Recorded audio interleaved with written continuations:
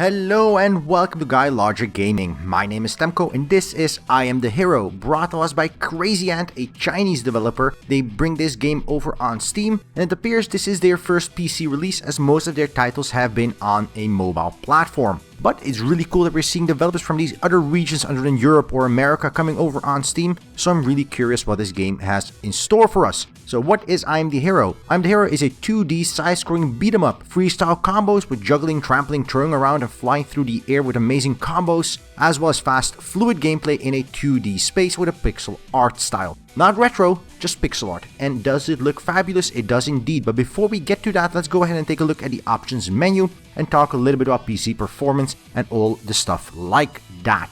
If you are not so inclined to join us on this journey, there is an annotation on screen and a link in the description below, skipping you straight on ahead to the gameplay section. For the rest of us, let's talk a little bit about the PC build, because one of the first things you'll notice is that the game does not have any mouse support at all. Gameplay is either fully keyboard or controller driven, and though the game does have rebindable keys for the keyboard, which is pretty good, there is still no mouse support at all. And while the game itself works fine without it, as a PC gamer it is really weird not to use my mouse, so that's a bit of an adjustment for me personally and not a critique at the game. The game is either English or Chinese depending on your preference, and graphically the game has no options. It's a very specific 2D art style the game has, which looks fabulous the way it does. It's very cool and very finely crafted with really slick animations, but there's no way to change anything like anti-aliasing or shadows or anything like that.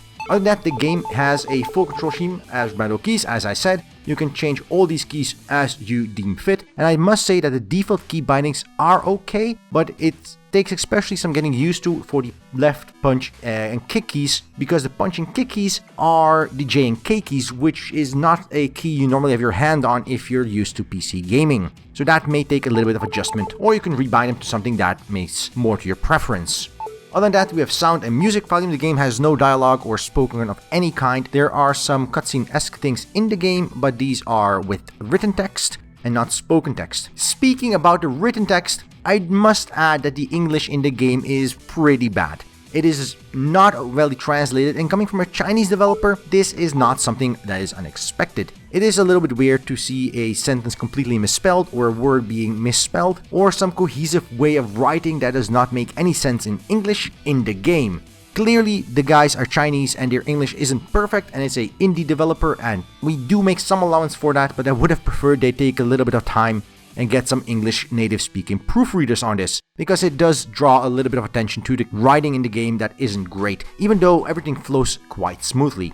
Outside of the single player, the game also boasts a local and online multiplayer mode for co-op gameplay, which I have not had a chance to try, so I could not tell you how either the single player co-op or local co-op or the multiplayer co-op are like at all. I only have experience with the single player mode of the game. Also note there is a survival mode, which is sort of a endurance mode in the game under the more content tab, which is pretty nice to try out things and see how far you come learning various mechanics. The Hero's Guide does have quite a bit of extra information here that displays quite a few things here and there regarding like combinations, regarding how energy works and how you can do various skills, which is pretty good, and I do suggest players just take a look at this every single time. It's accessible from within the game, you don't have to quit out, so that too is pretty good. So without any further ado, let's go ahead and dive into some I Am the Hero gameplay and take a look at the fluid beat 'em up action combat.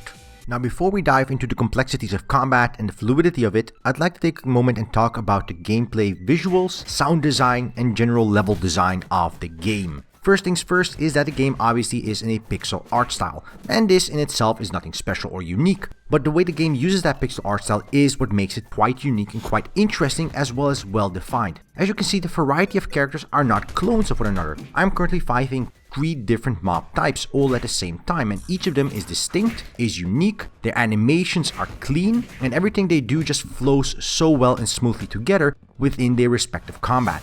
If you take a look at your main protagonist, he too has this unique gameplay and unique art style that just sort of flows in with everything as well. So that fits really well together in a really nice cohesive whole. The animation quality is absurdly good. I really like this. And you might say the animation quality needs to be good. It's a beat 'em up. That's all you'll be doing. You'll be beating others up. But beyond that, it requires a certain dedication to create this level of detail in a pixel art style, especially in the animation department. And this goes just beyond just clean animations for the various combat and character animations. You can see it in the background, you can see it in various extras, like for example, if you take a look at the left side of the screen, you'll notice that everything looks a little bit further away. And when your main character or the enemies move to the left side of the screen, it appears that they are sort of getting smaller, as if they're moving away from the viewpoint of the player. And the same goes to the right side of the screen, which makes it appear as if they're moving a little bit forward. Because of the way the game is designed, this sort of always feels this way, and this is really good in this particular level. In different level, it might be skewed the other direction or not at all if it's a flat view from the front. And this level of attention to detail is really solid, because it really sells away that you're in a tunnel because you're moving forward in a diagonal direction. And that is really great. Now other than that, I'd like to take a moment to look at the various animations and how they choreograph their moves, because that too is a vitally important part of a beat 'em up. If you're fighting many enemies at the same time, you either need to be lightning fast with quick reactions, which this game too requires, or you need to be able to see what the enemies are choreographing and react to that. And as you can see, all the enemies are choreographing their moves quite efficiently. The various charge-ups, the various animation arcs, and the various ways they set themselves up for different moves is distinct for each enemy type and each enemy variety, and that is very important in a beat-em-up game like this. But if there are two critiques I can give to the graphical style of the game, they are as follows. One is that the gameplay style when in the corners of the map, when you take a look at the sides when you're fighting, because the map is locked into a specific view and you can't move to the side when you're fighting enemies, it means that sometimes you end up in a corner where you can barely see your character, let alone the opponents, and you're not sure what is going on at all. This is a little bit of a drawback. Another issue that can happen, especially in later levels as you unlock more special abilities, and different abilities of enemies also become fancier and with more special effects, is that you really lose track of what is going on in terms of opponents. Something the game has taken great care of to choreograph during various animations, during various movement charge-ups, and the different distinct types of enemies that all have their distinct look and feel and quality of animation. The game really loses when the amount of various different art styles and graphical elements on screen start appearing when they do their special abilities or when you do your special abilities, really making the entire thing feel a lot more cluttered for those moments when that is happening. And while one special ability at any given time adds a nice enhancing feeling to something being special or just unique about a character or an attack or a special segment, continual use of these special effects really does drag on the eyes and makes it a very heavy game on the eyes. Thankfully, these segments are few and far in between, and overall most of the game is very clean in terms of graphical fidelity and animation quality. Beyond animation, a large part of the feeling of a beat 'em up is the audio quality. Do punches feel heavy? Do kicks land? If an enemy smashes into a screen on the side of a wall, you should feel that in some respect, not just see a little graphic on screen. Every action needs to convey its proper weight and the impact of that weight depending on how the character reacts. If you have a little punch and it barely hurts them and they still fly halfway across the screen, that doesn't convey the proper feeling. I have to say that this game does a phenomenal job in every respect regarding that. Heavy punches that should feel heavy have a reaction in both character animation, in response time, also in recovery time for different enemies. And you also really can tell that a large amount of effort has been to making each enemy feel distinct and each combat interaction feel distinct. Punching an enemy while he's down will yield a very different set of sounds than punching an enemy into a wall or punching them into the sky. And the same goes for different types of enemies having different attack or impact sounds depending on where you hit them, how you hit them, and exactly what is going on when you hit them. Overall, no complaints at all. Visually, thematically, as well as from an audio perspective, this game does a phenomenal job at conveying everything it should at any given time with a proper weight and feeling to it. One minor gripe I do have with the game in regards to some of its visual presentation is the quality of the English language. And while this is a Chinese developer and they probably do not speak native English, it is still very sloppy to see misspelled words or entire sentences that make zero to no sense. That is a bit of a shame. Having it proofread by a native English speaker or several native English speakers from a translation service would have saved them a lot of basically embarrassment because the English just isn't that great. You get what they're trying to tell you, but it always somehow misses the point in certain situations or scenarios, and just glaring that it isn't as polished in terms of language, which really doesn't help the game when everything else visually is so damn well polished. No complaints at all regarding that. But in a beat 'em up, all the visuals and all the fancy graphic and audio settings and options doesn't do squat if the combat does not keep up to it, and the gameplay progression does not stay engaging and challenging. So from the perspective of challenging, the game ramps up difficulty quite tremendously, with the first level being an introduction, the second level slowly introducing special abilities, the third level just throws you into the deep end and has you fight various enemies at the same time in a variety of difficult scenarios. And part of that is definitely the game's charm, flying back and forth while you're smashing into enemies in different variants and shapes, trying to dodge away from their special abilities, trying to just survive in certain scenarios, getting out if you get punched down while they're trying to stomp your face in, gives a great feeling. So trying to get your charge meter up so you can pull off your special abilities and special moves. Now, one negative thing regarding the combat system is that most of these special moves are unlocked during gameplay, so you don't have all of them at the start of the game. And while on one end it is great that you slowly unlock these special moves, so that allows you to get introduced to the various gameplay mechanics and complexities of combat in a gradual sense, it's a bit of a shame that half the time in the first few levels you'll have a full ability bar with barely any abilities to use it on. I'd also like to note that some of the controls are not as precise as I'd like them to be, especially on the keyboard, and that is intrinsic in terms of it being a digital controller versus an analog stick. That gives you a little bit more nuance in movement or speed, especially on a mouse and keyboard. Sometimes when I throw an enemy into the air and I want to kick him in the face while he's flying, I can't always land that second follow-up hit that launches me after the opponent and keeping him in the air. With practice, this does get better, but it's still not perfect. So this is something you might want to keep an eye out on depending on whether or not you prefer a controller, which the game also works on flawlessly, no issues whatsoever. In terms of mechanical complexity, in terms of combat, you can do a lot of different moves and combine them in a different variety of ways. And the game does an extremely good job at creating a challenging atmosphere with each and every opponent and wave of opponents. While sometimes you might end up fighting the same type of opponent 2, 3, 4 times in the same level, the different variations and combinations of these opponents, including adding more of them, including adding different variants that do more damage or have more health that are clearly distinct, still adds a little bit of challenge in a variety of ways. Also adding environmental things, such as a motorbike racing by that you have to dodge out of the way of, that you can only hear coming depending on a warning on screen. All of these extra additional things, even if the enemies you're fighting are the same ones you fought previously, still provide a very interesting mechanical complexity and extra situational awareness you have to keep track of to make sure you don't get smashed in your face. Various power-ups and pickups that drop on the ground can be picked up on the fly, and this again creates a very interesting way of making sure that you survive long enough.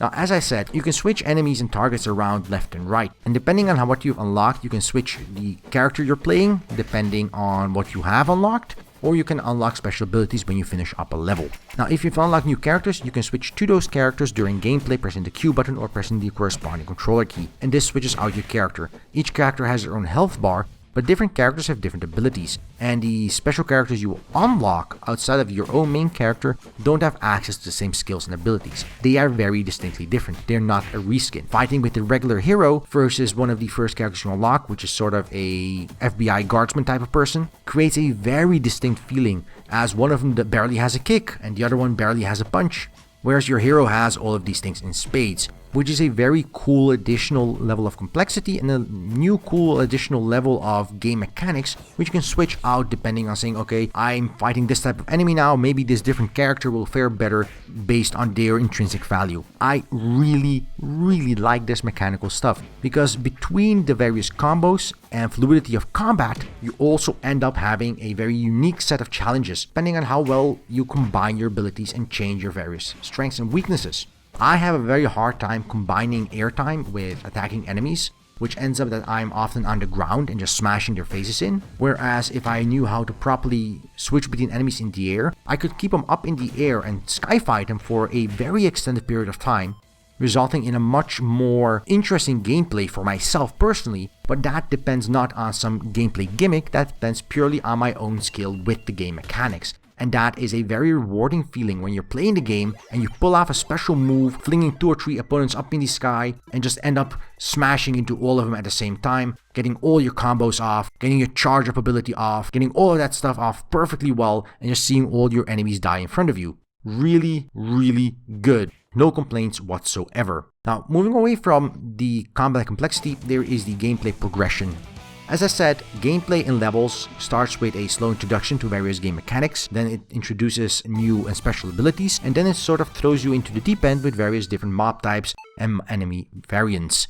The story progression is not that interesting, you're just chasing and fighting stuff, and it doesn't really have much of a depth to it outside of one-dimensional progression. It doesn't have any diverging storylines, but what it has is pretty fun. Except for the bad English, overall the story is humorous and interesting, though it doesn't have any real depth or complexity to it. It's about smashing enemies in the face with punches and kicks and making a fly through half the map in the air.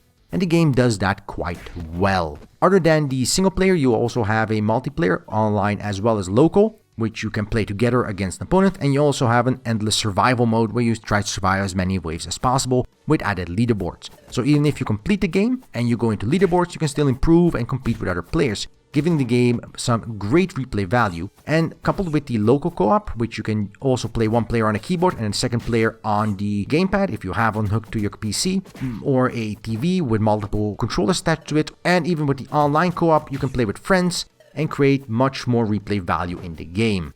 This game has a ton of content, executes its core ideas to a T with excellent animation and combat complexity, and even though the game menu and graphical sense of the game isn't that great, the PC port isn't great, but it works, it functions, it doesn't have any bells and whistles, the game is very stable, it doesn't have any crashes or bugs that I have noticed, and it plays just really smoothly at 60 plus FPS at any given time. There's not much more I could ask out of a beat 'em up except just beating things up. Overall, a excellent, well put together indie title from these Chinese developers. And I recommend it wholeheartedly if you are someone that enjoys a bit of a beat 'em up or just likes very cool combat games. I Am the Hero is available on Steam by the time this video goes up, and there's a link in the description below if you are interested. Thank you for watching. If you liked this video, press that like button below. If you didn't like this video, press the dislike button. It's there for a reason. And leave a comment. Tell us what you liked. Tell us what you didn't like. Tell us what we can do better. We'd love to hear back from you on all regards. And if you want to see more content like this on the channel, just press that subscribe button down below and we will deliver. And until then, I wish you a good day, and until next time, right here on GuyLogicGaming.